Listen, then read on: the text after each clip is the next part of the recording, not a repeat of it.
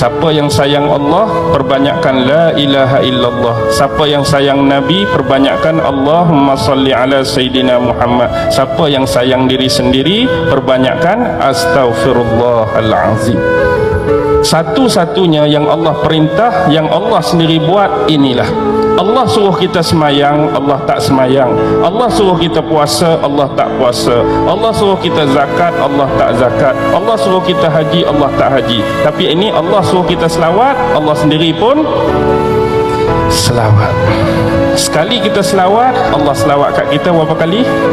10 kali kita selawat, 100 kali. 100 kali kita selawat, 1000 kali.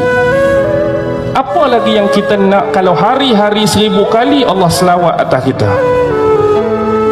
Tapi dah kita tak mau, kita abaikan selawat, kita lalaikan selawat, kita lekakan selawat. Kalau orang tahu fadilat dan kebesaran selawat, orang pasti tak akan meninggalkan selawat. Selain hubungan silah kita dengan Nabi Muhammad sallallahu alaihi wasallam, antara umat yang dia paling kasih ialah umat dia yang memperbanyakkan bacaan selawat atas dia.